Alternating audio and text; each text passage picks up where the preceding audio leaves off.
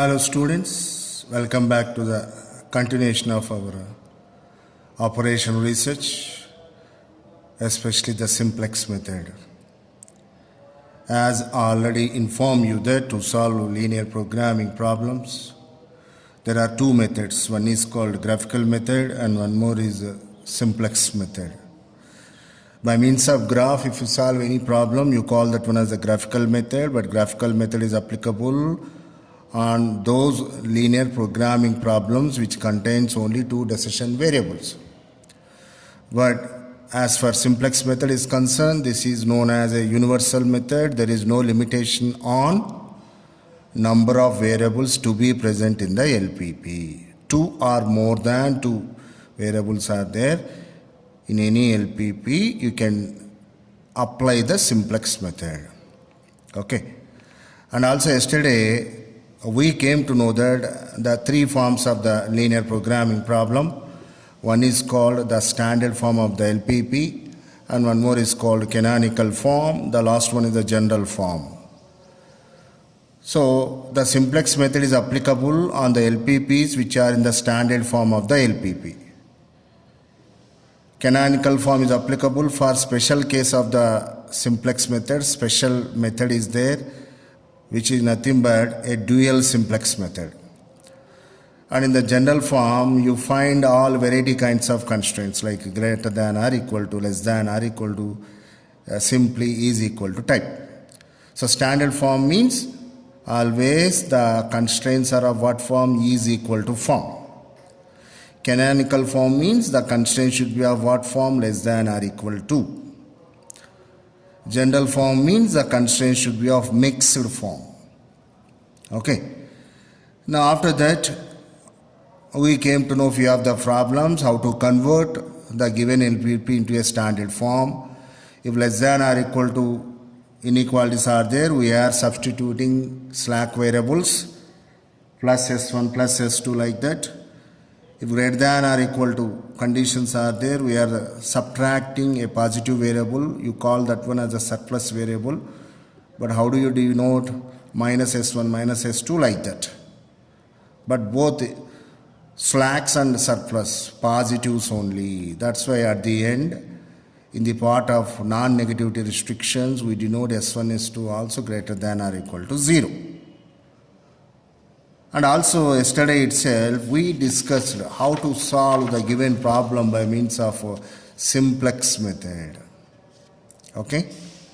So what are the steps? What are the rules? The rule one says you always the objective function should be in maximization. If that one is minimization, convert into maximization. How to convert? Multiplying with -1 on both sides. You know very well that operation.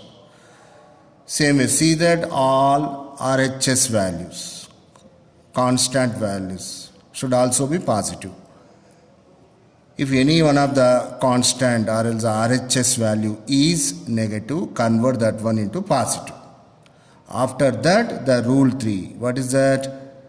Now introduce slacks or surpluses based upon the constraints.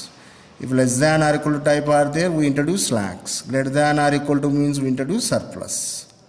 And next we create a simplex table and we substitute that entire problem in the simplex table. And after that we solve all the steps, iterative procedure, till this last condition has to satisfy. What is that condition? All delta is greater than or equal to 0. So these are the steps you have to remember for doing the problem. But explain various steps of simplex method. It's a very, very important question. So for that you can refer any business kind of what you call operations research books. There you will find some 10 to 12 steps that you need to by heart if this question comes as a large answer question. Okay. Now today we start actually the actual class. What is that? What do you mean by a simplex table? Very, very important. A simplex table is just like a any statistical data informative table, like rows, columns would be there, but with a special headings. Now, whenever the problem is ready for applying simplex method, all the information you are feeding into those cells, and after that you start the procedure. Okay. Now, before that, actually, how a simplex table looks to us, that is most important. How it appears. Now, let us suppose that a simplex, I mean to say, a LPP is like this. What is that? Max Z is equal to C1 x1 plus C2 x2 plus dash dash dash. Okay. Subject to conditions A11 x1 plus A12 x2 plus dash dash dash plus S1, because this is the first constraint converted into equation. Now it becomes B1. Now next A21 x1 plus A22 x2 plus dash dash dash. Second constraint, if involve any slack surplus, generally we put plus only, assuming as slacks. Now it becomes B2 dash dash dash.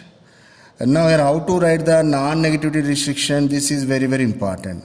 All xi's, x1, x2, x3 are all greater than or equal to 0. And again, what is the one more condition? All si's, s1, s2, those are also greater than or equal to 0. Here